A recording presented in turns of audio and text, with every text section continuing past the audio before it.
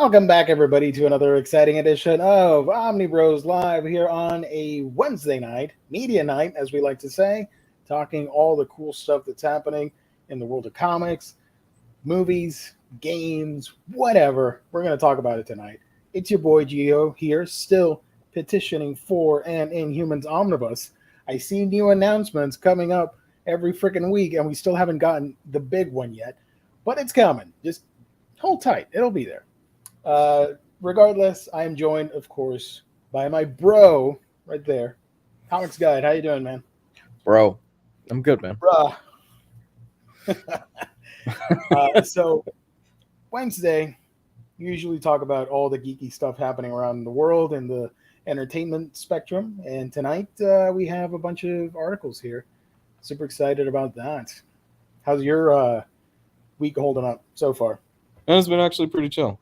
I've been enjoying my week so far. We just kind of getting into the flow of the new job and getting into the swing of things and how the new job works and all that jazz. But so far, gotta say, has not been that bad. So That is great to hear. Hey, Jesse, say what? I appreciate that more than you think. That's awesome. yeah, a lot more than you would understand right now. Yeah, baby. But much love to all the umbrella of the Omnibus Collectors Network. It's a bunch of cool channels out there. Just, spreading the love. Tonight, before we get on to the topics, we are going to talk about some comic book stuff. But speaking of comics, let me remind you guys that this show is, of course, sponsored by the fine folks at InStockTrades.com, your home for all things collected editions. You get your omnibus, trade paperbacks, hardcovers, manga, and so much more at IST. Deals go up to 50% off, especially if you have that loyalty discounts.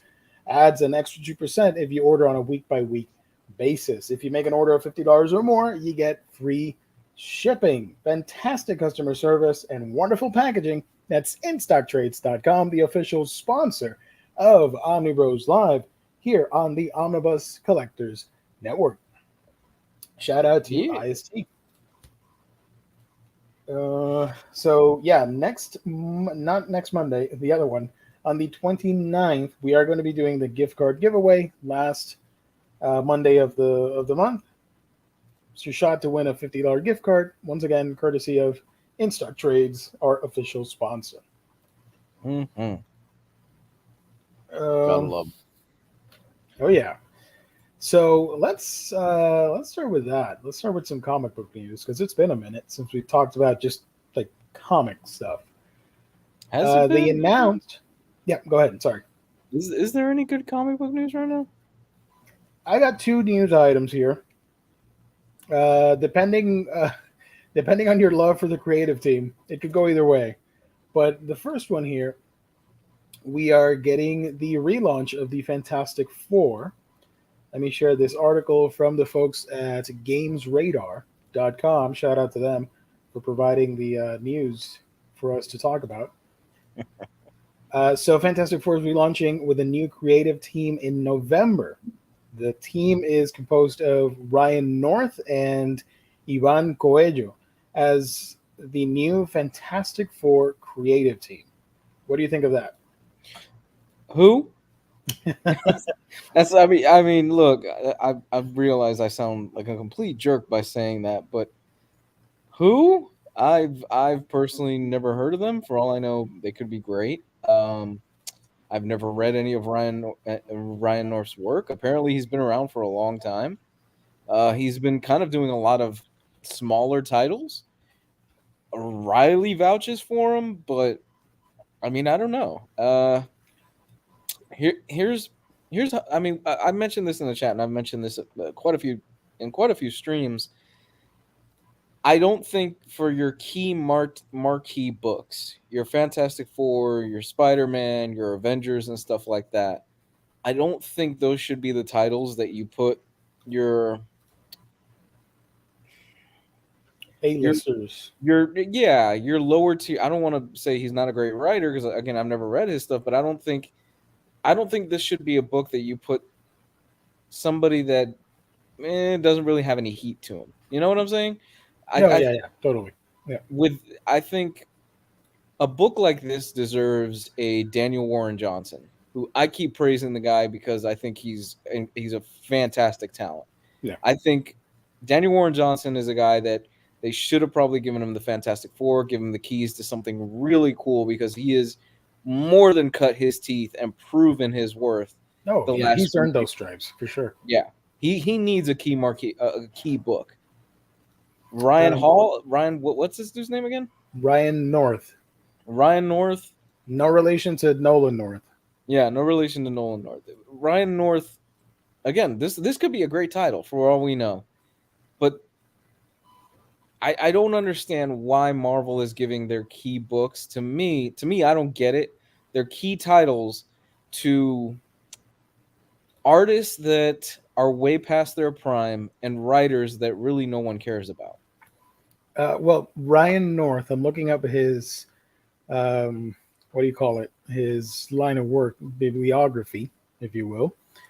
There's a title here that is quite infamous if you're a fan of Omnibros. Ryan North is probably best known as the writer for The Unbeatable Squirrel Girl. He won an Eisner for that as well. And he also wrote Jughead for Archie Comics and all that stuff, as well as Dinosaur Comics, which is a web cartoon about anthropomorphic thingamajigs, dinosaurs. Right. I didn't know anything about dinosaur comics, even though I love dinosaurs. I just knew Ryan North from Unbeatable Squirrel Girl. I'm not a fan of that series, although I do like the character of Squirrel Girl. I didn't like her series. I don't think any of us are fans of that series. I don't know. I think Riley liked some of it. I don't know. Yeah. I mean, hold on. I like Aku's energy here. No, Lou. You're good. Fuck the FF. I mean, really. That's pretty savage. I like that. I like that energy. Okay, but here's my mindset on this as well. Yeah. They give it to this guy. His run is probably not going to be that long, because what's going to end up happening is we got a Fantastic Four movie coming in about 2 years. Yeah, I think so. They're going to want to have a new #1 for the Fantastic Four, probably around the time that the movie comes out. So, I mean, unless this does gangbusters and, he's got like a Hickman level of talent, and I don't know. I don't know. Fucking Marvel. I don't know. Like, he gave Spider-Man to John Romita Jr., who hasn't aged gracefully, in has my not. opinion. Thank you. His art has not aged the best, and the writer is, who was the writer on that? I keep forgetting the writer's name. For Spider-Man. Yeah. Oh shoot, is it Zeb Wells? I don't know. Hold on. I always forget the name. Spider-Man. I think it's Zeb Wells. Is it? I'm looking at his bio here. Oh shoot, I closed it. What the hell? Amazing Spider-Man. Well, I'm looking at the image that you're talking about. John Romita Jr., issue #1, Zeb Wells, 60 years. Yeah, that's him. That's it. It's Zeb Wells, right? Okay. I think it's still, he's still writing it. Again, not a name with really that much heat. Zeb Wells is a good writer. He's a solid writer, but not a name with heat. These books should be names that the writers have a lot of heat going into them right now. Tiny Onion, he would be great. I mean, I think he might be exclusive to DC. I don't know. Tom Taylor. Those are names. I know some of them are exclusive to DC. Daniel Warren Johnson, Chip Zdarsky. Even Jason Aaron still got a little heat behind him because he's doing Avengers right now, even though I've heard mixed things. But those are names. They should be running these titles. I don't know if it's because of a scheduling conflict or anything like that, but I don't know. Yeah. When you think about the history of the Fantastic Four and who's written the Fantastic Four, some of the greatest writers of all time have there is a huge amount of legacy here. Oh yeah. There's Hickman, Byrne, Stanley Jack Kirby, Mark Waid. The list goes on and on. You can just even James Robinson. Even James Robinson. And I could see why they gave it to Dan Slott, because Dan Slott wrote a very successful Spider-Man run, and it was a lot of fun. I firmly believe I know some people will hate me for this, but I think the Dan Slott stuff will be remembered as a modern day classic, especially for that Superior Spider-Man stuff, which is just fucking amazing, and it's great stuff. Yeah. So I saw what the reason behind is. Yeah, let's give him Fantastic Four. I have not read his run. I've heard it's a mixed bag. That's okay. Same opinion. I don't understand why pick this guy for arguably your most important flagship title. From the looks of his work, he's mostly an independent writer. Nothing wrong with that at all. A lot of great indie writers out there. But like you said, this is sort of like this is a big deal, getting to write Fantastic Four. Yeah. I hope he's up to the task. And Larry brings up a good point. Like you said, FF is rather important to the history of Marvel. I mean, Walt Simonson is still alive. And I'm back. Cebulski will be writing the last 2 issues of the current FF run. Will he use his pen name, Akira Yoshida, I wonder? Who knows? Do you think he reads that online from people and he gets embarrassed? That we all make fun of that? I think at this point, embarrassed. I think at this point he's probably has moved past it. I mean, the news cycle moves so friggin' quick that everything only lasts about 24 hours, and people move on to the next thing to be angry about or to be up in arms about. So Cleveland Brown, Jess isn't on tonight, but I can read you his reaction because I was the one that or we were talking about it on our chat, on Omnibros chat. And let me scroll back. He said something short to the point. I said, is he related? No. North did Unbeatable Squirrel Girl, right? And Omar chimed in and said, yeah, he wrote Squirrel Girl. And Jess said, well, fuck Ryan North then. So I thought that was a great quote. So I think it's safe to say Jess will probably not be checking out this Fantastic Four run. Oh, no. The Jess said he loved Squirrel Girl the same way he loved Batman Damned. Nope. It's up there. It's up there for him. I'm surprised they didn't give it to Chip. He wrote FF for a bit. And the Zdarsky stuff that was well received, from what I remember. The 2-in-1 series and the Fantastic Four stuff.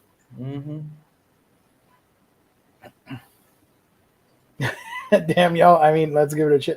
We are going to give it a shot. Yeah. We're not opposed to. I'm not opposed to North writing that.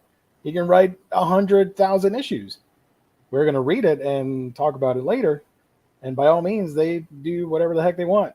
But, it's kind of weird to go like, here's the biggest, most important thing from the Marvel pantheon. And let's give it to this guy. Just some random guy that you would ask most comic book fans and they go, who? They don't, no. Especially the older crowd.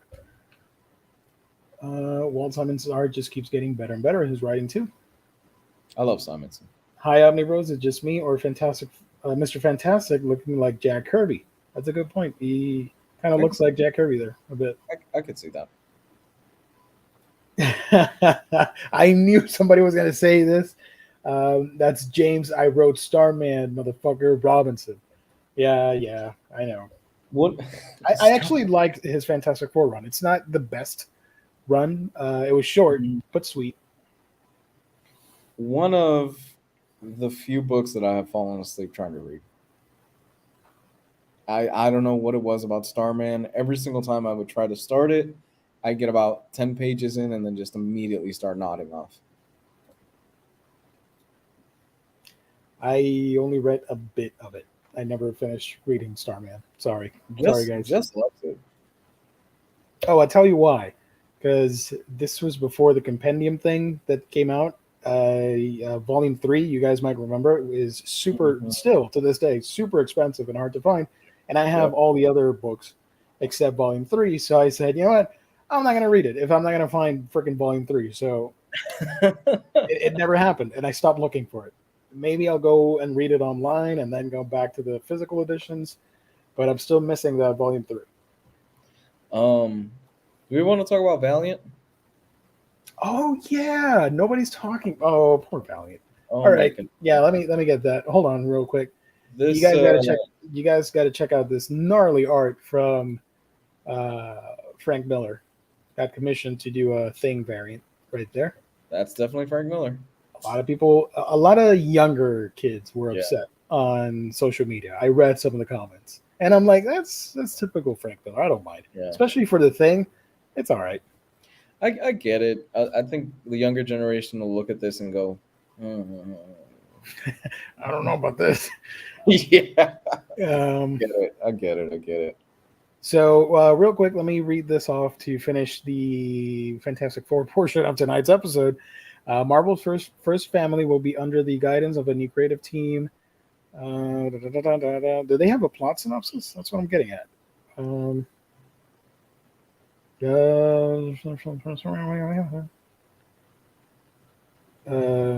Wait. I want to do these smaller self-contained stories in the vein of 60s Star Trek, where they go down a planet, find a weird thing, fix a weird thing, and move on. I thought we were going to have like a brief plot description, but sure. Anyways, Valiant. What's happening with Valiant?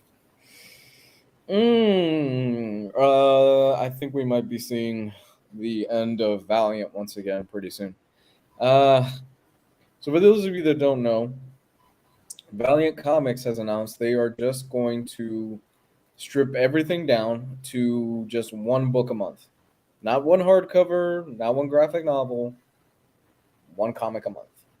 Yeah, I'm looking for the original article because I found one, but it's full of pop-ups, and I don't want to feature that. Just one single issue a month is all you're going to get from Valiant now, which really is a fucking shame, man, because there was a point in the mid 2010s where Valiant was putting out some of the fucking best titles, like really ace stuff that they were putting out with really good creative teams behind them. And to see where it is now, it's kind of sad. And I think Dinesh, I believe his name was when he was, I'm not exactly sure, when let's say he left Valiant, that's kind of where things started to fall apart. The wheels kind of started to fall apart on that. Yeah. Let me share the screen here. Hold on. Okay. This is Comics Beat, but they are referencing the original article, by the way, just in case you're wondering, from CBR. I think it was an exclusive, but I can't find the original article, so this will do. Valiant Comics cut back to one title a month. Despite a marketing email that came out yesterday with the headline, "The Epic Future of Valiant Entertainment Publishing," according to CBR, the feature involves publishing one title a month. As revealed in a newsletter from writer Steve Fox, Archer and Armstrong has been canceled with issue 4. Today's issue of Archer and Armstrong Forever will be the final issue for the foreseeable future.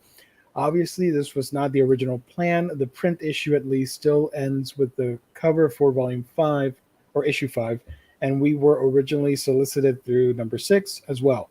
The whole creative team was comfortably ahead of schedule, but plans changed late into the game and will now be stopping at 4. While I am, of course, disappointed that readers won't get to see the rest of our original plans anytime soon, I am extremely grateful for the 4 issues we got out there and for the entire experience. Bloodshot will not only be unleashed. So it looks like Bloodshot is the only one that's going to be coming out monthly so far. Does not look good for Valiant, because I do remember the hype train on Omnibros and the Facebook group. That was insane. Yeah. It's overall, it just feels like a giant disappointment. I mean, simply because in the mid 2010s, like I said, they were really crushing the game, and then it was they had that movie. Do you remember the Bloodshot movie that came out with Vin Diesel a few years ago? I never saw that. I refused. Well, I did, and Why? you were the better man than I was because Why? of family, Gio. Damn. Because of family. I hated the idea that they had a really golden opportunity to build the Valiant universe in cinemas, but because the rights were split, Yeah. they scratched that, and Bloodshot was a standalone thing. And I think they were still trying to get Harbinger going, but that is in development hell at the moment. And that is done by another studio. I don't know if it's Sony or another. I don't know who it was. I just got really mad at that because the Valiant universe, I think, is pretty cohesive when it works with all the characters within that Right. universe, and to And, have them separate, I don't know, didn't dig that. and here's the tip, boys and girls. This is just delaying the inevitable. Within probably about a year and a half, this will be done. There, you can see the writing on the wall. There's no way that they are down to the bare bones, basically. There's no way that this will keep going. So, if you are interested in any Valiant stuff, I would recommend you pick it up now, before the company folds. It says here from another article, I think this is from comicbook.com or whatever. And another shocking move, the website learned that Valiant has laid off several editorial employees today, but how many remains to be seen? So yeah, they released a bunch of people from their work. And Harbinger was awesome. I loved Harbinger War. That was such a great series. Oh, definitely. And my favorite of the Valiant stuff is Exo Manowar. EXO was good. I mean, just the idea, like Iron Man plus Thor in space. I Yeah. love that. That's a weird mashup, but it worked for that comic. And the other one, Archer and Armstrong, was really good too. The oh my gosh, what's the name of the doctor with the spirits? Doctor Voodoo? No, not Doctor Voodoo. What's her name? Dr. Mirage? I think- Mirage. Thank Yeah. you. Voodoo. I had to think about that too. Yeah. Sad that Valiant Comics will mostly known for by the normies is that Vin Diesel movie. That's a damn shame. Because you had a really good opportunity to make a cool Bloodshot movie. Because the concept is pretty simple. Mm-hmm. You only need to. You don't have to look far. You just gotta copy paste some Punisher ideas with some sci-fi technological aspects, and you got yourself a pretty badass vigilante character. I mean, Bloodshot is basically the movie Upgrade. It's more or less, if you've seen that, it's kind of it's a similar premise to basically that. Yeah. Which, holy shit, if you have not seen Upgrade, you need to go see Upgrade. That is a great movie. So right now, let me check. Valiant. In 2015, Valiant announced they had partnered with Sony to produce 5 films based on Bloodshot and Harbinger. The rights for Harbinger would later be acquired from Sony by Paramount Pictures. So that's why they didn't do the universe. So, this is a good question, actually. Who do you think will buy them? Will buy them out, if anybody? I don't know. Marvel or DC? Who knows? Or maybe like James said Netflix. I could see a big streaming company making a push for comics just to get those IPs so they can make content for their streaming. Yeah. I could see somebody like that make an offer. That's not a bad idea. Yeah, somebody like Amazon could come in, or somebody. Oh, Raphael. Amazon owns Comixology, and they made their own original comics. So, yeah. I could see that working. I mean, Valiant, there's a lot of stuff there that they could do with that universe and all those titles, and there's a lot of creativity there. And I could see somebody like Netflix coming in and going, okay, we want original ideas. We don't have the Marvel stuff anymore, so let's buy them out. Let's buy them out, and now we can make movies, we can make TV shows of all these cool and interesting characters, and we have the Netflix Valiant universe. That'd be pretty awesome. I think it could work. I genuinely think that it would be pretty cool, and I think it could work. I mean, they've done comic book adaptations before to different extents of quality. I was not a fan of Sweet Tooth. I think locking my wife loves Sweet Tooth. I was not a fan of it simply because I've read the source material, and the source material is bleak, very bleak, It got and the lock and key treatment. it kind of got the lock and key treatment where I actually don't mind lock and key that much. I think it does well. It's good enough, and it captures most of what the comic is, but it's very much a fun CW version of that, and I kind of think that they did the same thing with Sweet Tooth, where the book, I would personally love to see, I would love to see somebody watch the Netflix series and go, oh man, I'm gonna read the Sweet Tooth comic series, and then just go, whoa, this is not the same tone. Yeah. Right now, Valiant has, or had, or I don't know, Archer and Armstrong, Bloodshot, Dr. Mirage, Dr. Tomorrow, Eternal Warrior, Harbinger, Imperium, Ivar, Ivar, Time Walker, Livewire, Ninja, Quantum and Woody, Rai, Shadow Man, Unity, Wrath of the Eternal Warrior, and Exo Manowar. Solid characters that hopefully they get books at some point in the future. I don't want to see them be retired because they couldn't figure things out with sales. James Abel makes a strong point. They could add a comic streaming to the website. I mean, yeah, hell yeah, you could go on your tablet and you could like Comixology used to be. You could use it on your tablet, or you could even put it up on your TV if you want. They could adapt it to like the TV format for those of you that are crazy enough to want to do that. There's a lot that they could do with that, and the fact that Amazon has dropped the ball so fucking hard on Comixology Oh yeah, yeah. that it is ripe for the picking if somebody could come in and do what Comixology used to be, because I'll be honest. I love using Kindle for books. I love using Kindle for books. For comics, I hate it. Yeah, I have an account, but I barely use it. So just to confirm, Bloodshot Unleashed is the only series that will be coming out for now. So the first one launches September. Issues 1 through 4 will be released monthly. After that, who knows what will happen? We'll see. And Valiant will probably not be around this time next year. I mean, they had a good thing going when they did that reboot back in 2005, 2006, Mm-hmm. and I think it got too convoluted for its own good, considering the smaller scale of that company.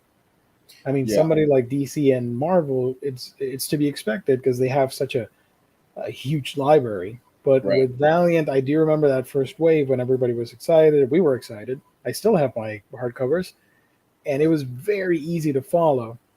But then at some point, I think by year 3 or 4, new spin-offs and stuff kept coming out, and it just got a little bit too messy for its own good, and people just started dropping Valiant altogether. Yeah, and I think that's ultimately the issue with a lot of stuff involving some of the big two titles. I mean, I'm beating a dead horse at this point, but that's the issue with the X-Men. The X-Men right now, to a lot of fans, is impenetrable because there's so much shit to read from the X-Men that when there was only 2 books to read from the X-Men, everybody went, "Holy shit, the X-Men is really cool." And you've got Jonathan Hickman writing it. Holy shit, I can finally read the X-Men and enjoy it. And then Marvel did what Marvel does, and they put out 30 friggin' X-Men titles that only Omar is reading right now. I don't even think Riley is keeping up with all this anymore. No, I think he's a little bit behind. Um, how many X Men books are there right now? Does anybody know in the chat I'm like, the exact number? I wonder if there's a way to check that. It probably is. It's the internet after all. X-Men comic books. Current titles. Immortal X-Men. I don't know. I'm. This is not my field of expertise. I'm not an X-Men guy, so sorry. It says current titles: Immortal X-Men, Knights of X, Legion of X, Marauders, New Mutants, Wolverine, X-Force, X-Men, X-Men Legends, X-Men Red, X-Men Unlimited. That's a lot. So I might have miscounted, but I think I got 13 titles. 1, 2, 3, 4, 5, 6, 7, 8, 9, and yeah, at least 10 titles. That's a lot. Plus, each of these books, you want to get the trades or you want to get the hardcovers, or if you're a singles guy, you're keeping up with all these titles. It's a mess. It's But a shout out to mess. them. Let's say they all keep a monthly schedule, right? 10 titles. By the end of the year, if you follow every single one of these titles, you have 120 comics that you have read or have to keep up with. Plus, add in all the tie-ins and events and other Marvel stuff. Yeah, but with Valiant, I like the idea that it was just one title. It was just Exo Man of War. You didn't need to read anything else. And if you Yeah. wanted to pick the other book, you could read it. You just knew they were in the same universe. That's it. Yeah, when the thing is when they did their first crossover event, Harbinger War, where you had Bloodshot and the Harbinger team kind of come together and stuff like that, Yeah. it was still really accessible because at the time I think it was only like 4 or 5 titles that you had to keep up with, and it was a fucking badass event. It was really cool, and they built it up really well. Yep. Yep. Well, we'll have to see what happens. Hopefully, hopefully it doesn't end in a sad way for Valiant, but Yeah. who knows what could happen. Rest in peace, Valiant.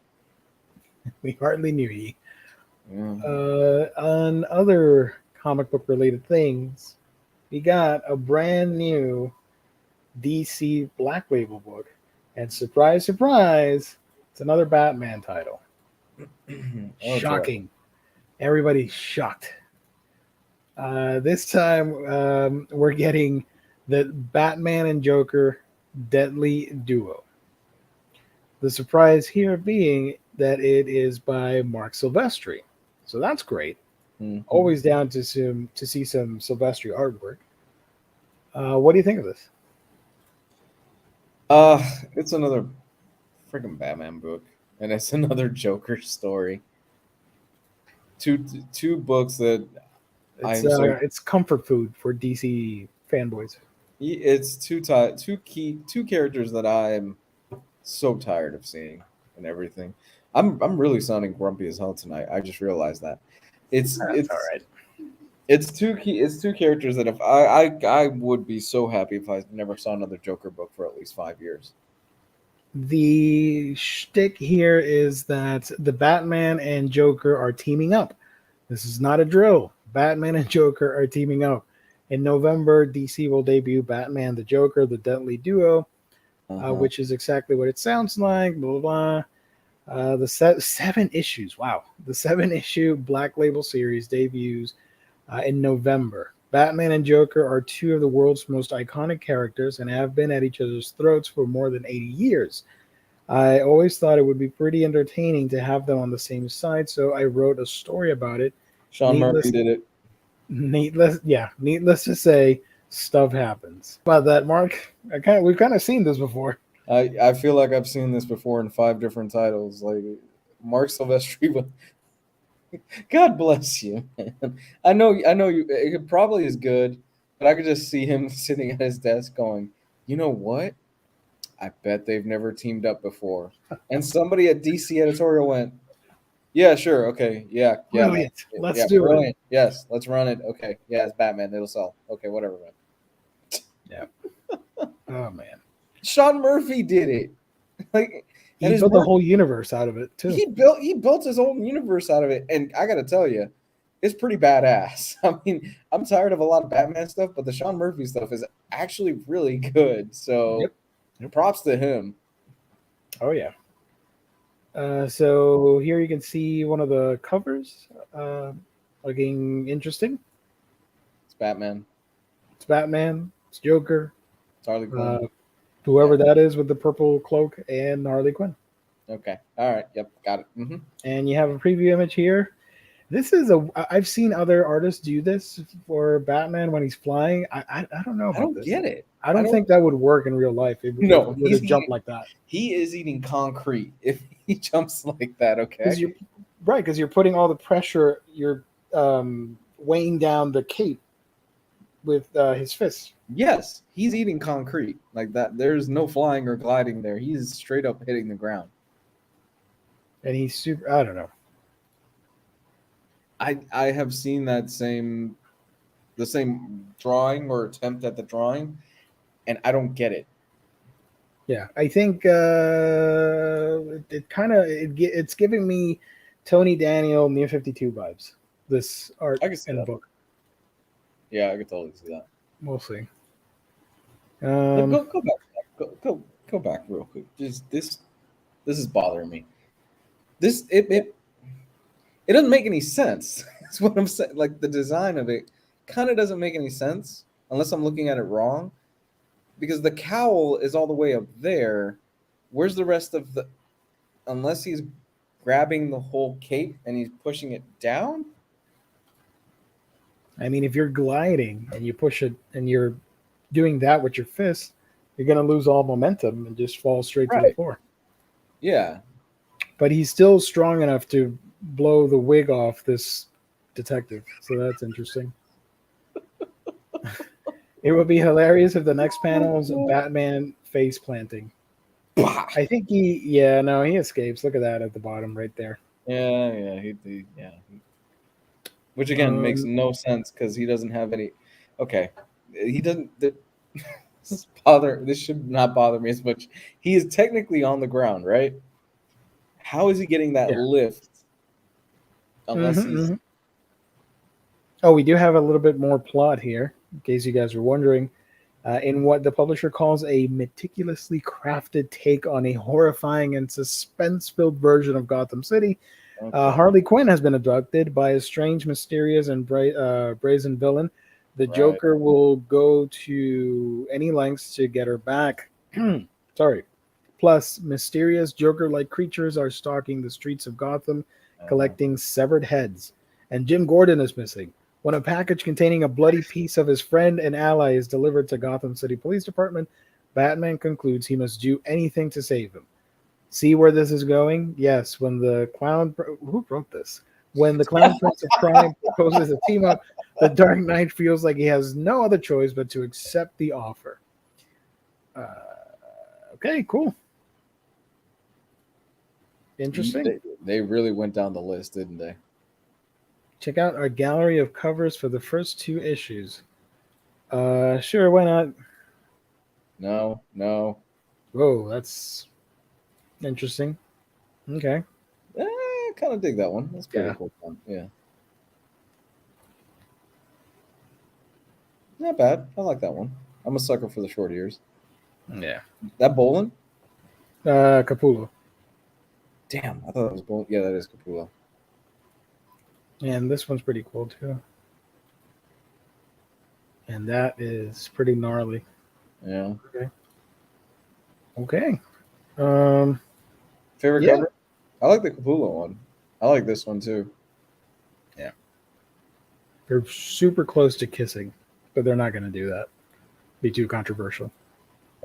You know, I'm a sucker for Batman with the short ears. I prefer the short ears versus the really big ones. Yes, absolutely. Absolutely. I'm sorry. I know they're iconic for some people, and I'm going to get hate for it. I hate the long ears. I can't take this serious to see the dude dressed up as a bat with super long ears, considering bats in real life, most of them have short ears. Mm-hmm.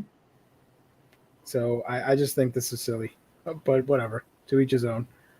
Kelly Jones, you do your thing. Oh, it's a connecting cover thing. Oh, cool.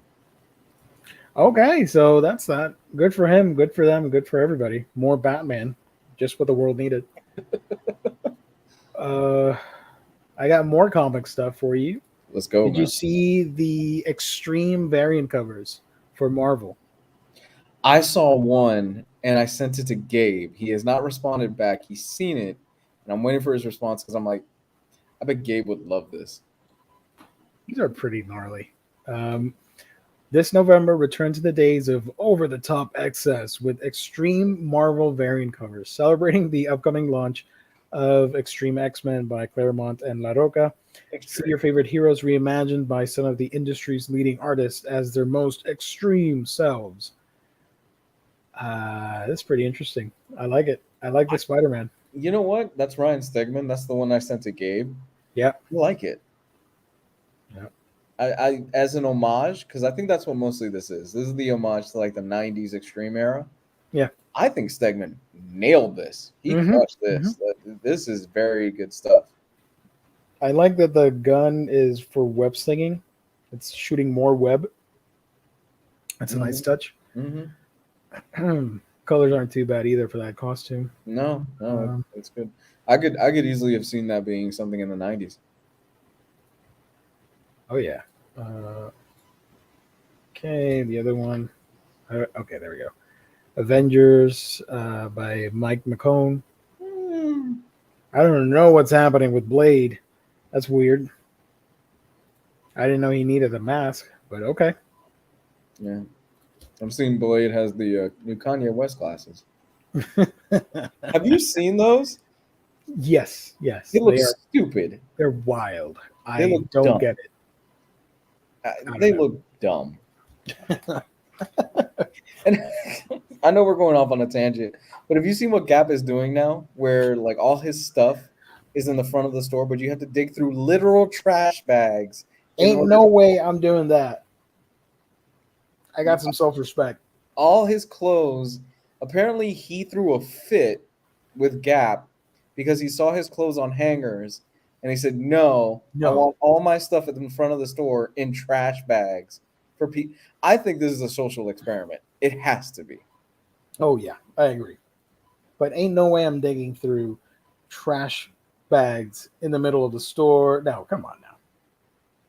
Not only that, it fucking sucks to be an employee at Gap right now because, you know, having to clean that stuff up at the end of the day, having to sort through all those tags, seeing what size it is, having to fold it, and then having to put that shit back in those trash bags. I got to tell you, I would have just thrown it back in if I worked at Gap. I would not. I don't think I'd do that. Yeah, for sure. So shout out to Blade rocking the Yeezy outfits. Captain America, Ken Lashley. It's pretty cool.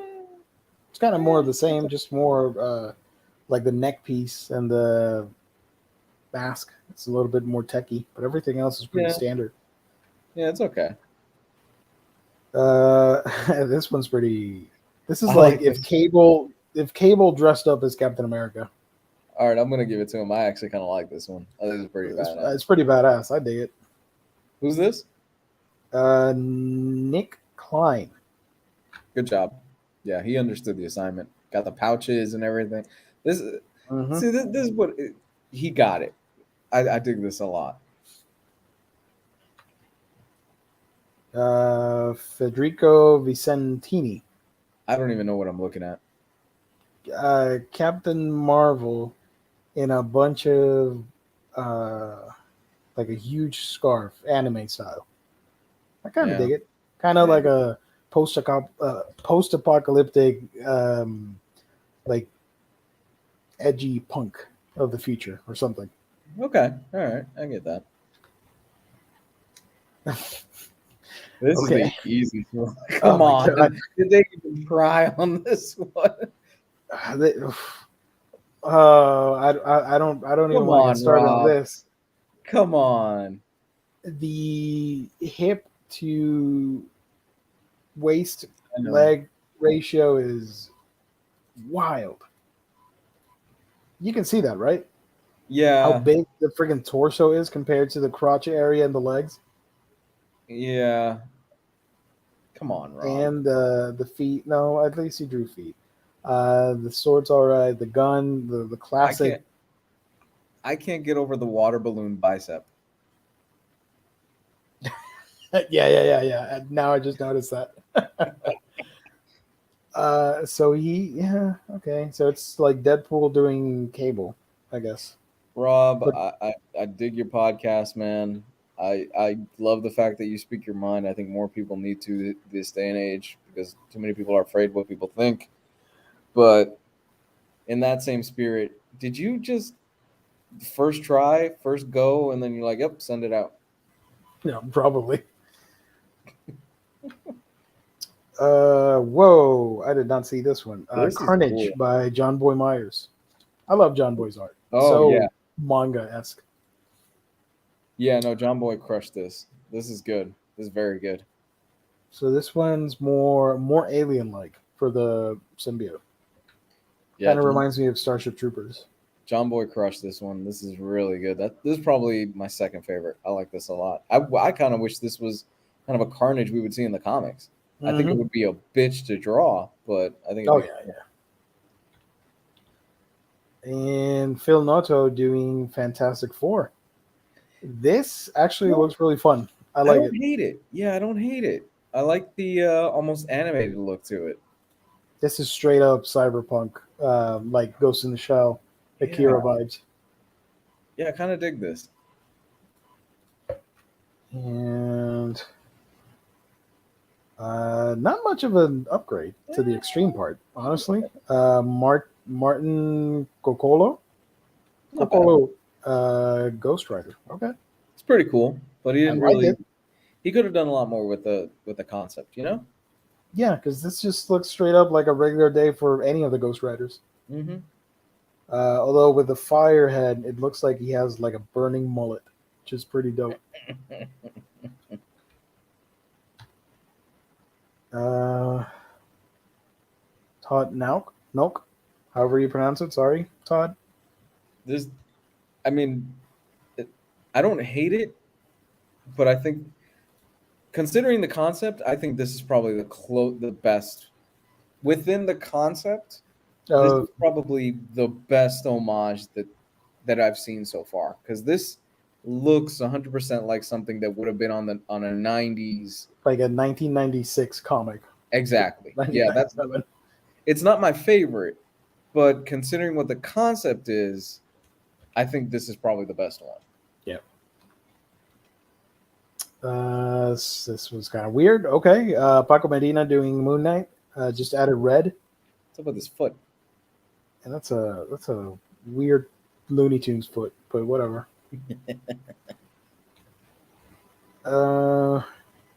Cully Hammer, Shang-Chi, and the Ten Rings. I thought this was Gambit for a second. This is like a cross between Shang-Chi, Gambit, and what's the X-Men that I'm thinking of? Havoc with Yeah. the sonic powers. Yeah. Cool. I like the red jacket. That's dope. Yeah. And okay, Spider-Man Miles Morales. Miles, what is up? What's happening, bro? What You is okay? this? This is like JoJo's Bizarre Adventure meets Spider-Man and Mad Max. You know, oddly enough, I don't hate it. I don't love it, but I don't hate it. I think it's pretty cool. Ivan Shave. I'm not gonna pronounce the name. Sorry, Mm. not gonna get me this time. And this other one. What team is this? Is this the Strange Academy team? I don't know. Yeah, Strange. They're all magic based, so. This does not look extreme to me. This just looks like magical characters doing their shenanigans. I do like it though. It's pretty badass. No, it's really yeah. Okay, so my favorite, it's probably the Stegman one. I think Stegman just that's probably my favorite one, followed about by this? Cap, followed by what is? Oh, that's pretty 90s. Lionel Francis Yu doing Thanos That's pretty cool. with a freaking I like sword. That's badass. He understood the assignment. See, this is extreme. That's what we're talking about. But I'm gonna stick with Ryan Stegman as my favorite. I think he just a really badass look, followed by the Captain America. I thought that was really cool. I'm Carl. gonna vote for And Carnage. I really like the Carnage. And Moon Knight. Is that a red moon on the background? That's why the red, probably. Yes. They could have done so much. I don't understand this. It was kind of basic. I think it's not extreme, but I really like this ghost cover pose. It's pretty dope. I like the Fantastic Four. That one's good. Carnage is good. Not this. Get out of here. Nope, not this. Captain America. I dig it. I would read a comic like that. Yeah, me too. For me. It's between Spider-Man and Fantastic Four. One of those two. Okay. Yeah, it's kind of sad that the guy who pretty much this is modeled after did one of the worst ones where he put almost no effort into these covers. Oh, let's shame him again. Lee Field. There we go. Liefeld. Yikes. Sue Storm's 90s costume making a comeback. Sort of, yeah. It's in that style without the boot window. Yeah, they need to bring that back. Also, gang, we were really excited to talk about She-Hulk, and that ain't happening, so you're going to have to wait till next week. But reviews say it's pretty good, so I'm excited for it. The final thing I wanted to talk about, unless you have any other topics here, I just thought it was funny that they started quoting The Rock talking about Black Adam, and I put it on the thumbnail just as a joke because he's saying, like, you only get one shot at making this for the DC fans. I'm like, Jesus Christ. It's a little bit too dramatic, Dwayne. Dwayne Johnson says he only has one shot with Black Adam to make superhero fans happy. I don't know. The X-Men would beg to differ. He says, I'm just going to read off some stuff here from Total Film. Where was it? I realize going in, you've got one shot and the pressure's on. You've got to dive headfirst into the fire because also the superhero genre has been busted wide open in the greatest of ways in our business and has been responsible for some of the greatest movies ever made. So that's the measuring stick you're judged against. I thought that was pretty cool that he would say, like giving, respect to the genre, because a lot of people will dismiss it like, oh, superhero movies. But no, some of the best movies, modern movies, are some of the comic book stuff. Yeah. It genuinely sounds like so in context of that sense, I get where he's coming from, where it's like there's so much good stuff out there. We kind of have to nail this on the first go around, because if not, you're kind of with that label of, well, the first movie wasn't that good, so I don't know if I'm going to see the second one. Yeah. Morbius.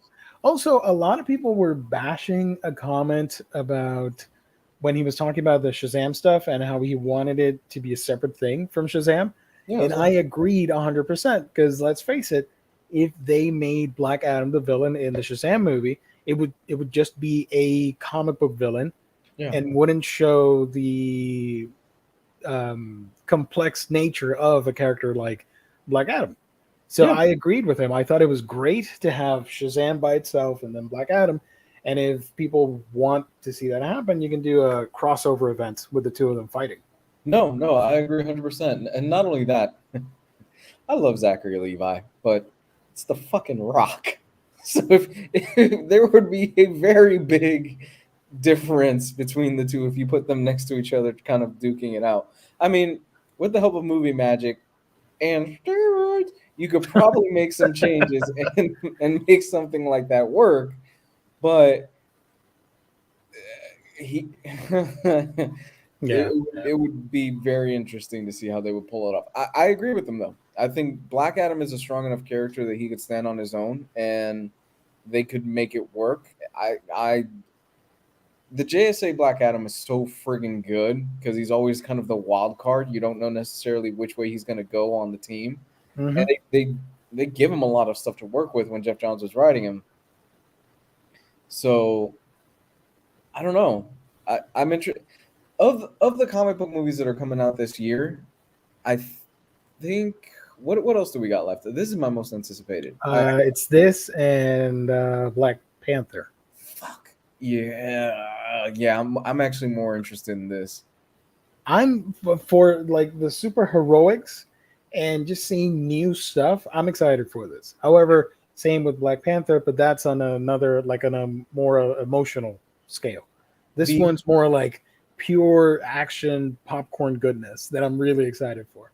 the only thing that has me on Black Panther is I've all the behind the scenes stuff. And I'm like, if you guys pull this off and it's really as amazing as that first trailer looks, because that first trailer looks incredible, Mm-hmm. then you deserve all the credit in the world. But if it's just meh, then I would not blame them. Yeah. We'll see.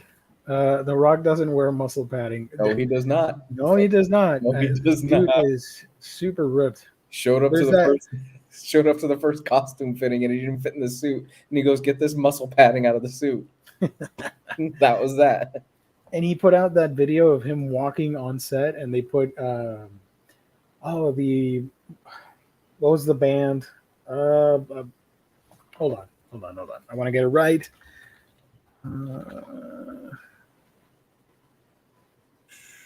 He posted a Facebook video or something, and it had one of the Asian bands. I can't remember the name, and it was just so badass. I'm like, I don't see how Zachary Levi is going to win against Black Adam. He's got no chance. Do we have that Shazam movie that's coming out this year? Is Fury of the Gods this year or next year? It's still scheduled for December. It hasn't been moved. They've been toying with the idea of pushing it further into next year, but they haven't said anything definitive yet. Yeah, I'm looking forward to Fury of the Gods. It looks December 21st, 2022. I can't wait. That looks like it's going to be really fun. I love the first one. I absolutely love the first one. I like that they're tapping into Atlas mythology. Yeah. With I'm looking at the cast because I can't remember the names. Helen Mirren and Lucy Liu being the daughters of Atlas. So I like that. Mm-hmm. Maybe we'll get a Wonder Woman cameo or a reference. We'll see. I can see that. Do you want to talk about? We don't talk about Ezra.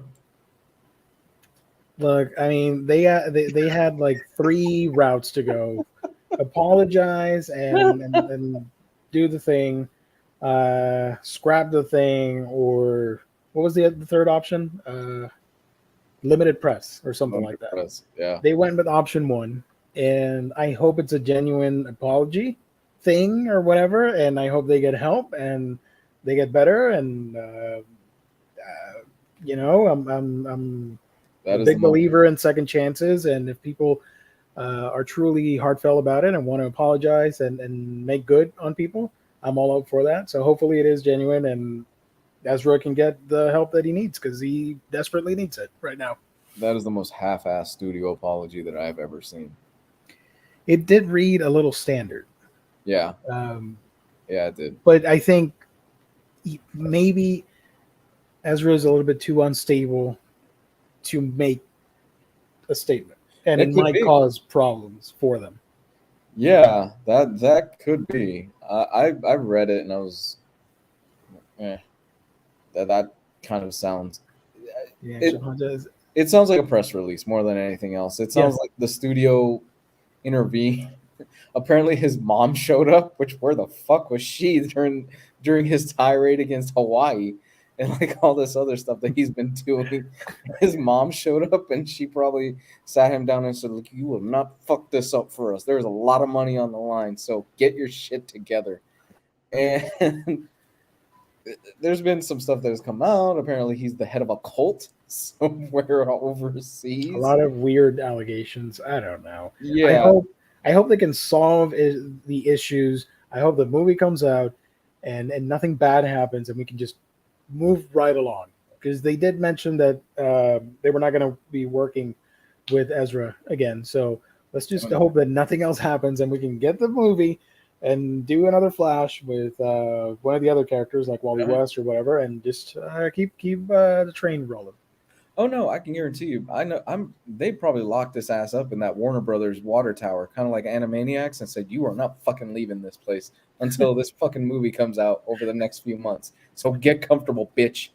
That movie comes out in, let's see, Flash movie comes out June 23rd. A lot can happen. They Um, they probably have people around him. Warner Brothers has probably got people around him 24/7, making sure nothing happens over the next few months. when is the Aquaman movie coming out? Because that's my most anticipated movie of I can't next year. wait. I cannot. March 17th. Let's go. I can't wait. I'm waiting for a freaking trailer. Like, hurry up, Mm-hmm. please. Yeah. You could talk about Disney Plus outbidding. Yeah, Disney Plus outbidded Crunchyroll to I get love the the new Bleach. I love the memes. Oh my gosh. They're pretty great. Hi, I'm Ichigo from Bleach and you're watching Disney Channel. Brilliant. Nobody saw it coming. I don't think. I mean, there's summertime rendering. It got stuck on Disney Plus jail. Netflix does that a lot. When Japan is releasing Netflix shows that are weekly, seasonal, and not like a whole binge. Like when they released freaking like Seven Deadly Sins, for example, they did the whole batch of episodes, or Shaman King to talk about something recent. They put out 13 episode chunks. But in Japan, it was released on a weekly basis. With summertime rendering, the same thing's happening, and Disney Plus snatched up the rights, and they're releasing it in Disney Plus in Japan, if I remember correctly. Yeah. And since that does not fit the Disney Plus model, we are supposed to get it on Hulu in the States. Makes sense. With Bleach, I don't see any of that happening because I think they know it is a hot property. Yeah. And I could see them do the weekly thing this October as the series comes out. But super shocking because I thought Crunchyroll had it in the freaking bag. This is like clutch time in a sports game, and they just stole the ball at the last minute because Crunchyroll already has the rights to the movies and the previous anime series. So that was really unexpected.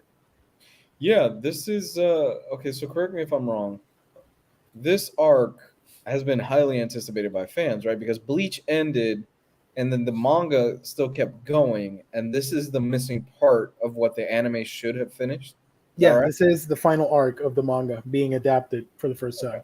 Okay. Because at the time the show wasn't doing as hot, same with the manga, so they canceled the series, and for a long time everybody thought that was it, but the fans kept at it, and there was renewed interest for a while, not just last year, for a couple years. Yeah, so they pulled the trigger, and they're doing a new show.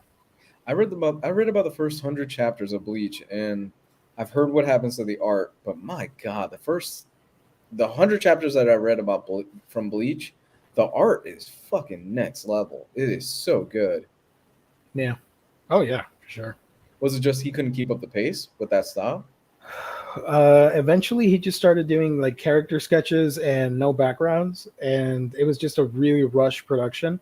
The title wasn't doing as hot, and they wanted him to Taikubo, the magazine editorial wanted him to finish the series as quickly as possible, and my dude just gave up. And he did the best that he could and wrapped it up. So I think the anime will have a stronger ending to it because they have time to flesh it out as Kubo intended. You think they'll probably take some liberties with it, right? Or at least towards the end, I think they could stretch it out a little bit and do something extra with it. Yeah, it's probably going to be more of what he originally saw in his head of this is the story I want to tell and how to wrap it up. If I remember correctly, he had like 2 chapters or 3 chapters left, and the content was there for like a 15 chapter thing. Oh wow! And it was all condensed into like 2 or 3 chapters, and he had to wrap it up. Come on, they shouldn't have done that to him. But again, Bleach is a really hot property. I don't see them locking this up on Disney Plus jail. We'll see. Warner Brothers should have just sat Ezra down with Michael Keaton and have Keaton giving the "you want to get nuts" talk. That'd be pretty dope. No, I mean, I think the obvious answer, the movie's coming out. It's $200 million that's on the line. The thing is expensive as hell. This isn't Batgirl. Yeah, it's not Batgirl. Yeah, no offense to Batgirl, which I was looking forward to that. It's not Batgirl. This is your one of your tentpole characters that will presumably relaunch your universe, and you got to get this right. So this is going to come out, and by all accounts, everything that has been leaked and has been heard is that the movie is incredible, that it's really good, and they nailed it. It's coming out. Now, you won't see Ezra doing press. I guarantee you that. You're going to see Michael Keaton. You're going to see a lot of Michael Keaton. Probably the bulk of the press will be done by Michael Keaton and some of the other stars. Yeah. And the movie has 3 Batmen in it. So yeah. I'm excited to check out what they do with Ben Affleck in that movie. Yeah, it's Affleck. Supposedly there's a 3rd Batman that we don't know about yet. Oh my God, don't you dare get my hopes up. If it's Batman Beyond. don't do that to me. So I think I think we mentioned it on a previous episode, but I think they're scrapping the whole Keaton involvement and just possibly getting Ben Affleck back for future installments, which is what I want to see. Yes, same. Hear me out. George Clooney as Bruce Wayne, older in Batman Beyond. You don't connect it to the horrible movie from the 90s. It's just Clooney. Yeah, you give him another shot to redeem himself. I could see that. I just want a freaking Batman Beyond movie.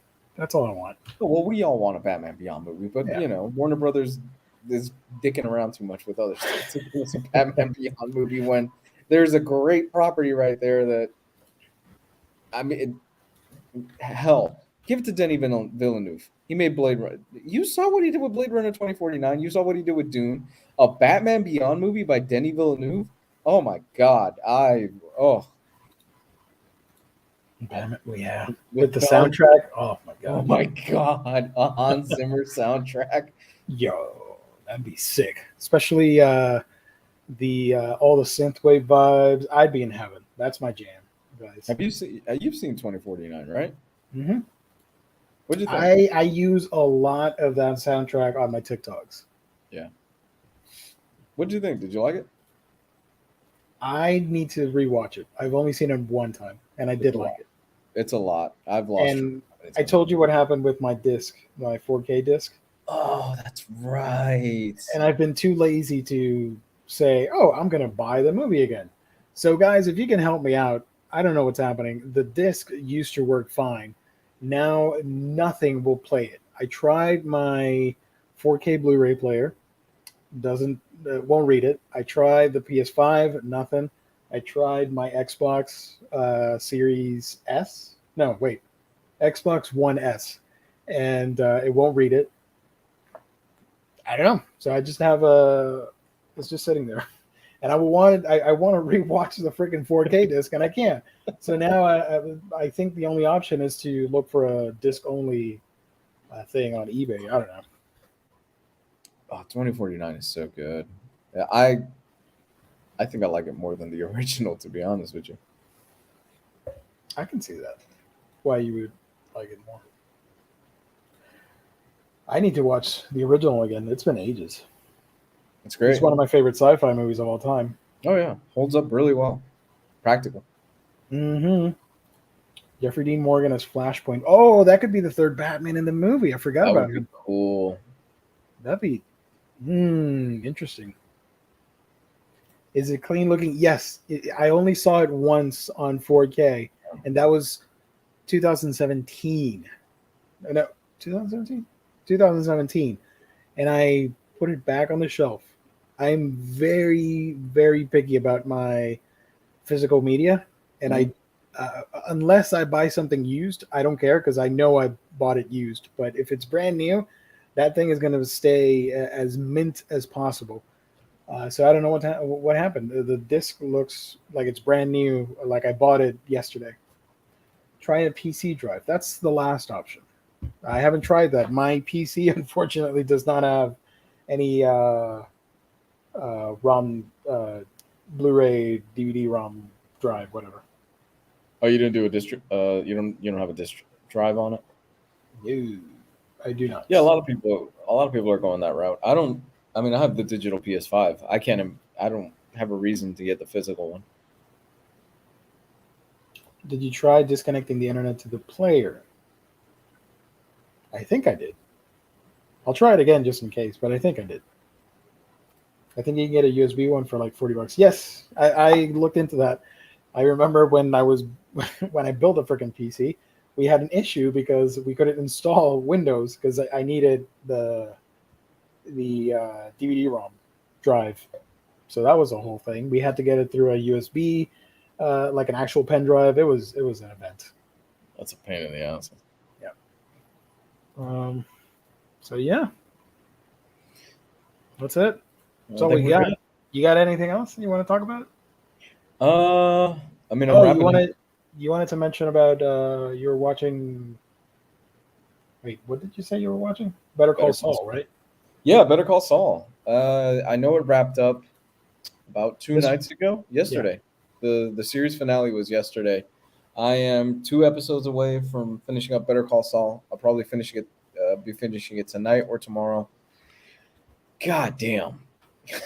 Like, how do you how do you make a show as good as Breaking Bad, which is my favorite show of all time? Like, I love Breaking Bad, and then come back and go, I'm gonna make 6 seasons of a minor character that was comedic relief.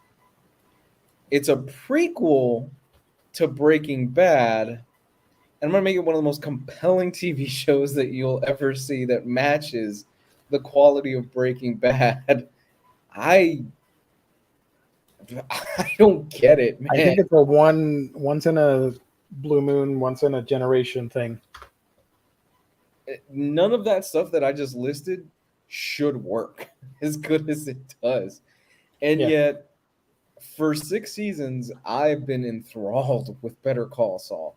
It is it is just as good as Breaking Bad, if not almost better, because it's Hmm. just so impressive. It really is just so impressive that prequels are really fucking tricky because you know which characters make it out alive, you know a lot of the circumstances that happen, so a lot of the mystique is hidden from it, is not there. Um, but man, they nailed it. I unless they drop the ball in the final 2 episodes, which I have not watched, they have absolutely 100% nailed it.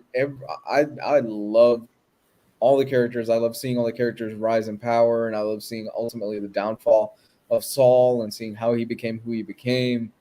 And it's fantastic. I mean, Better Call Saul is goddamn fantastic. So I know he said that he's bowing out. Vince Gilligan and Peter Gold, the creators Hmm. of both series, they're Yeah. bowing out. They don't want to stay too long with the series. They said this is it. They've got other plans that they want to move on to. I'm there for whatever it is that they're going to do next. I absolutely can't wait. But part of me is like, God damn, I want to see a Gus Fring prequel series. Like yeah, you could do some cool stuff, or maybe another movie, even if it's a prequel, to be it like a movie instead of a show. I Yeah, think it would work. because I think there's a lot there. They pretty much, I mean, I guess spoilers for it. They pretty much came have it. They have point. But I thought it was funny because some people on Twitter were saying Gus Fring is gay. I'm like, they they Writing have was the writing was there. they have pretty much spelled it out for you. even in Breaking Bad, you knew Gus Fring was gay. Yeah. They pretty much just flat out confirm it in Better Call Saul. God damn, man, I love this series. I love Breaking Bad. I love Better Call Saul. These guys, they are up there in the ranks with some of the best creative talents. Guys like the ones that made The Wire, The Sopranos, Deadwood, all those shows that like have been talked about for years and years. This is a once in a generation thing, I think. Yeah. And everything succeeded. Yes. Breaking Bad, one of the best shows of all time. El Camino was a fantastic sequel end cap, and now you got a prequel to it all, and it's just as good, if not better. It was an all-around great entry into this Breaking Bad universe. Right. And I think what's even more impressive is that it's all natural, because the only hiccup is obviously some characters have aged, some characters have put a little bit of weight on, and you can kind of tell, they're not as slim as they used to be, and this is supposed to be a prequel series that leads up right into it. But that's unavoidable. But you can forgive that stuff because the writing, the acting, everything else is so fucking great that I don't even care. I'm like, okay, yeah, fine. Giancarlo Esposito clearly looks like put on a little bit of weight, and he looks noticeably older than he was in Breaking Bad. I don't care. I am happy to look past that stuff. And every single character's arc makes sense, and it leads into Breaking Bad effortlessly.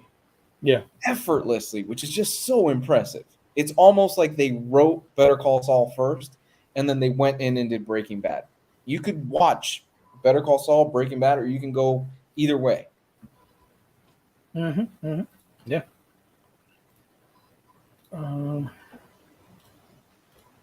Better Call Saul, better or equal to Breaking Bad? I hear some people saying it's better than Breaking Bad. I've only seen the first 2 seasons, so I can't judge it, but it's got critical acclaim. You guys watch Paper Girls yet? I haven't. They went in a wildly different plot directions than the comic. I got two episodes in, and I was like, I think I'm done. You tapped out. Yeah, it just looked cheap all around, and I'm like, Amazon probably put money behind this, and it's evident because they dropped it all in one day, and Amazon does not do that. They do 3 episodes, and then you get the rest of the season drip feed because they want to build up hype and the momentum. I think they knew they probably didn't have anything too crazy of a hit on their hands, and they just dropped it all in one day. Hey, quick question before we sign off, because I was thinking about this the other day, and you probably saw this on my Twitter feed. I think you did. Is The Boys becoming the new Rick and Morty with the fans? Oh, yeah. I'm not a fan of that series, but I have seen how people talk about it and interact, and I could see the connection. It definitely gave me some Rick and Morty vibes with certain aspects of the fandom. Not everybody. Not everybody's like that, but I could see that. Yeah. And by that, what I mean is, I think the hype for Rick and Morty has kind of cooled down in the last few years. From what I've heard, it's still really solid. But at its height, you had the most fucking annoying fans for Rick and Morty that I think I've ever seen. The jackasses that were showing up at McDonald's because for the Szechuan sauce thing. Yeah, and they were dancing on top of tables and stuff like that. And then the guys that would comment saying, "Oh my God, you just don't get it. It's way too smart for you." I'm kind of seeing that same thing with The Boys, and it kills me because I love The Boys, and I think it's genuinely a really good show. But Jesus Christ, some of the fans are starting to get annoying. Oh, yeah, I can see that. That's disappointing. Can Brian K. Vaughan get a hit series? That's 2 Vaughan stories flopping on live action streaming. That's a shame. He still has Ex Machina in the works, if I remember correctly. That is getting an adaptation.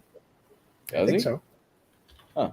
Ex Machina, Vertigo live action. I'm not crazy. I think, back in 2020, it was announced that Oscar Isaac was starring and producing in a movie adaptation of Vertigo's Ex Machina. But nothing's happened. Mm. But that is being shopped around. And I think there's another one. Before I say the name, let me see if I'm right. Let me search for it. Uh, no, I'm not gonna say it just in case, because then you people are gonna be like, "Ah, you suck. You didn't say you didn't know anything." So I'm not gonna say it. But there was rumor of another Vaughn comic getting the movie treatment, not necessarily live action. A team makes a good point. Will they? They can't. I mean, are they going to name it Ex Machina? I don't think they will. I think they're going to have to change it a little bit. They'll probably change it. Yeah. WB Discovery will take Sandman from Netflix. I have still only seen 2 episodes of that show. Did you watch The Sandman? Netflix posted its numbers, and from week 1 to week 2, The Sandman have almost doubled its hours viewed. Nice, good for them. Yeah. That's great. I need to finish it. I've heard they nail that death episode is incredible. That she nails it, but she's only in 1 episode, which is kind of true to the comic because death only appears in a handful of issues. Yeah. And I think the season only adapts what, like 20 comics, 20 issues, something like that. The first 2 arcs, 2 or 3 arcs.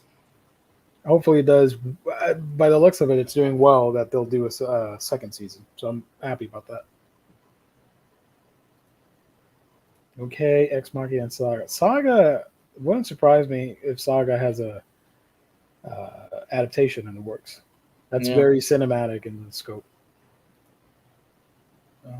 But I think if you did Saga, it has to go to something like HBO. Ooh, a Saga show would be great.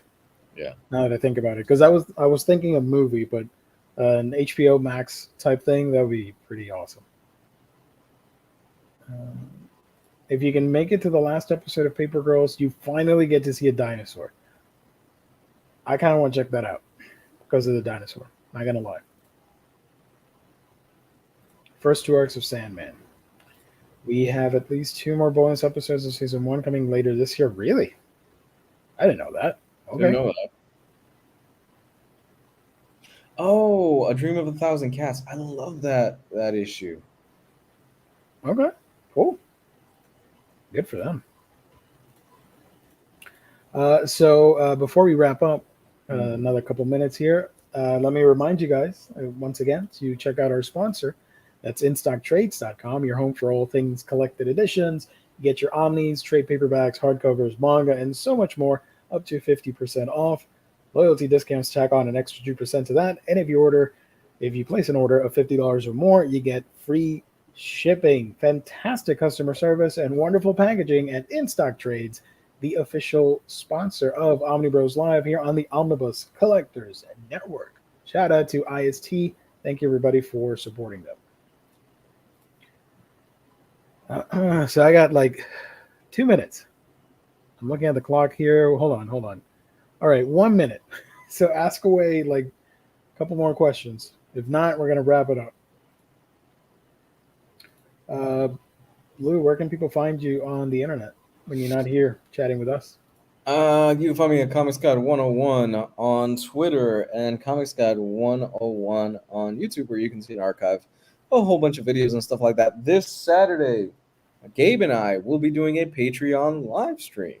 So if you miss Gabe, I know a lot of you do, he and I will be hosting a Patreon stream, kind of like what Gio and I are doing right now, only you get to be Gio in this live stream. You get to interact through the live stream if you so choose to with Gabe and I. So we'll send the Zoom link or an invitation or whatever, and you can join us face to face in the chat. It's a great time. We always have a blast doing it. We don't necessarily know, I think, right now what we're going to talk about, but we still end up shooting the shit. And we usually go on for about 2 hours to an hour and a half to an hour. And that is going to be at 8 o'clock Eastern Standard Time for $5 a month. So that's down below. in the description. You get to hear Gabe and I just spew and talk, and we are unfiltered. There's a lot of stuff that we both have said, and I have said, especially on those Patreon live streams, that I probably shouldn't have said. But it's fun. We always have a great time doing it, man. And there's an archive of a bunch of that stuff too on there. Again, $5 a month. It's the price of a cup of coffee, and at the end of the day, it helps Gabe and I as well. So yeah.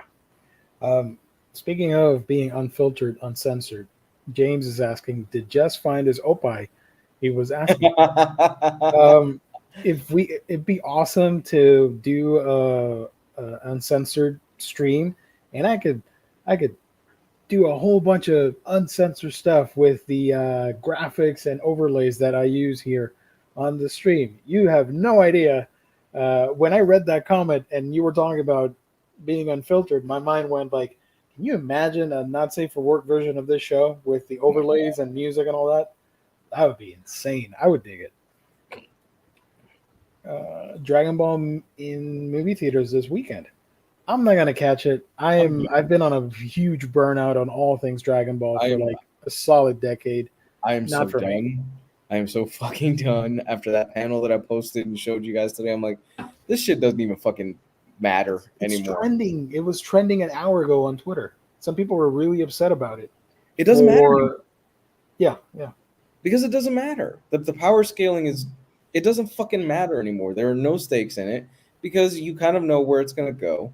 And it's pointless. Like, okay, this character, I've finally become strong enough to be, and it was cool, and I was riding high with it for goddamn over 25 years. But at this point, I'm just like, I said it when Super first began. You're just gonna run this franchise into the ground, doing the same thing over and over. It's gotten to a point where it's like a superhero comic, and it's just cyclical, and they're doing the same things over and over and over and over. But whatever. People like it. That's great. Good for them. Dude, you were right. I mean, it's become, and it's been like this for a while, but I think personally they've hit it well enough that a lot of fans were like, well, we're kind of just letting it go for nostalgia's sake. And, it's still Dragon Ball. It's fun. But I think it's kind of been with this arc where fans are just going, okay, enough already. We've got two characters that are literal almost gods. That is what they are at this point.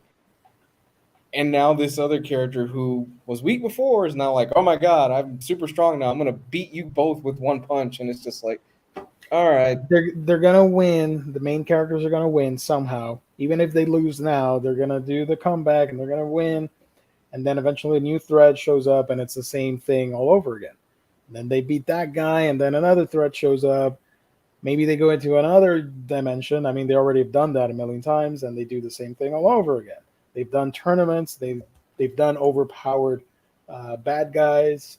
I really don't. Call it a day, guys. Just end it.